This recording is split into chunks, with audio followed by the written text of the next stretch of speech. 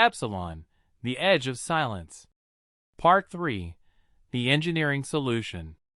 Narrator, Flash, the engineer. I froze, pressed against the Epsilon's open ramp. I watched the segmented hunter loom over Hank, who was stumbling to retrieve his stun gun. I heard the crackle of Doc's blaster as he tried to distract the creature. I was terrified, but my engineering brain, like a short-circuited chip, suddenly sprang back to full function. I knew we had mere seconds. I shouted to Zig. "Zig, what can you do?" "Anything." Zig gasped into the mic, his voice a mix of sheer panic and desperation. "Landing gear is locked. Flash! I feel something working beneath us. It's not code, it's a physical lock. We are trapped." Doc, firing at the smaller hunter, which was too fast and too agile, yelled to me. "Flash! Seal the hatch! Get out of here!" I couldn't. To seal the hatch meant abandoning them. But to leave it open meant inviting that thing inside. I made my decision. I couldn't run, but I could fight. And my way of fighting was engineering. I dashed back into the drop bay. I ripped off the ramp control panel and got to work, ignoring the thumps and shouts from outside. My ground-penetrating radar, which I'd left plugged in, suddenly sprang to life, blinking with red and orange indicators. The screen showed me a complex, interwoven network beneath the landing gear. They weren't mechanical clamps. They were a dense, crystallized bionet that was growing at a furious rate. I understood. This was a trap. They landed us on the plateau to lock us down and absorb us. This bionet was the analog equivalent of my burnout receiver, simple, yet incredibly effective. I grabbed the emergency power cable leading directly from the auxiliary reactor. I knew this was insane. If I routed that current to the landing gear, I risked melting half the onboard electronics, and possibly making the ship permanently unable to fly. But there was no time. I shouted to Zig. "Zig, can you see that net? I'm about to send an emergency surge through the landing gear. We are going to try to fry it." Zig said. "Flash, you've lost your mind. You'll burn out all the landing gear. We'll never lift off." I replied, without looking up. "We won't have a ship if we stay here. Readiness. 3, 2, 1. I closed the contacts. A deafening crackle followed, and the entire Epsilon shuddered. The smell of ozone was replaced by the stench of burning flesh and metal. On the external cameras, which Zig had managed to manually activate, I saw bright orange flares beneath the ship, followed by thick black smoke. "Zig! Check it!" Zig screamed with exhilaration. "Released? Flash, you're a genius. We're free." But we couldn't take off. Not yet. I ran back to the open ramp. Doc and Hank were in critical danger. Hank was desperately fighting with the stun gun, which proved useless against the hunter's black armor. Doc, lying on the ground, was aiming at the joint of a segmented leg. Doc said, "Flash, I order you. Seal the hatch." I shook my head. My hands were shaking, not from fear, but from the surge of adrenaline and focus. I grabbed my heavy multi-tool, setting it to maximum cutting power. I knew what I had to do. I knew the weakness of this techno-organic predator, which Hank had just explained to me a second earlier. It had to have a power point. I leaped out of the hatch. I didn't grab a blaster. I only took the multi-tool, designed to withstand any temperature. I sprinted toward Hank, shouting, "Hank! Get down!" I jumped. I slammed into Hank, shoving him away from the hunter. The hunter, momentarily confused by the spotlight, shifted its focus to me. Hank, sprawled on the ground, gasped, "Flash, what are you doing?" I ignored him. The hunter was in front of me. I raised the multi-tool, and with a wild cry, plunged it directly into the orange vein I saw near the base of its head. It was a thin, glowing line, hidden beneath the armor. A piercing electronic shriek erupted. The hunter convulsed, its black armor sparked.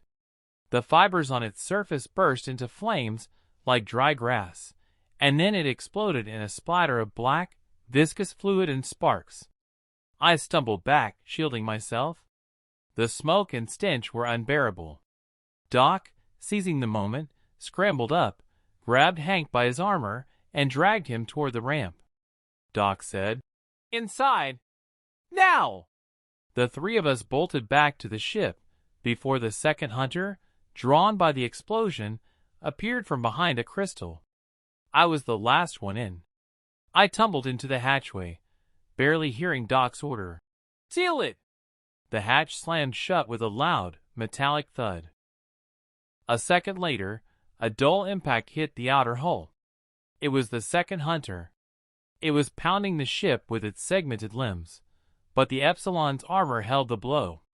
I ran to the drop bay monitor and yelled to Zig, "Take off! Full thrust! Now!" Zig replied, "Understood! Hold tight!" The Epsilon shot upwards. I felt myself pressed hard against the deck. I looked around. Hank was sitting up, holding his shoulder, his helmet cracked. Doc was standing, leaning against the wall, his face blackened with soot, but he was intact. Doc said, "Flash, you saved our lives, but you made a tactical mistake. You showed them that we understand them." I shook my head. I was wired, and my hands were trembling. I said, "Captain, I just short-circuited a cable. That's not a tactical mistake. That's engineering. Now let's get out of here. I don't want to know what the second hunter looks like." On the main screen in the drop bay, the gigantic structure appeared. It stood in the center of the plateau, its orange eyes following us relentlessly. It wasn't moving. Sky shouted, "Doc, I've caught the signal. It's coming from that giant structure." Doc said, "Broadcast it." A low, steady, deep voice came through the speakers. It wasn't noise. It was speech, synthesized from thousands of frequencies, but it was absolutely clear. The voice said, "You sent a signal.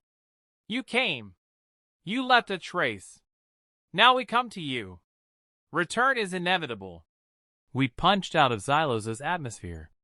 The Epsilon was heading for safe space, but the silence brought no peace. I was in the technical bay, trying to restore systems, when Doc came to me. He looked exhausted. Doc said, "Sky restored the archival files. We know what happened to the Helios dot." I looked at him. All the irony was gone. "What?" Doc said. "Their captain, when he realized he was trapped, sent out a distress signal. He encrypted it in a code that could punch through their jamming. It was a code of invitation. Not help, but we are here. He actually invited them?" I was stunned. Doc nodded. Doc said, "That signal you received, the one that burned out your transceiver? That was their reply. They used it as a lock. They weren't jamming us. They shut down external comms so we couldn't call for backup, but left internal comms open so we could panic amongst ourselves. It's a subtle, psychological game." I remembered the sheer terror we all felt. It wasn't just interference. It was a psychic attack. I asked Doc, "But why? Why such a complex game? Why not just destroy us instantly?" Doc said, "Because they are hunters. And they don't just hunt ships. They collect data.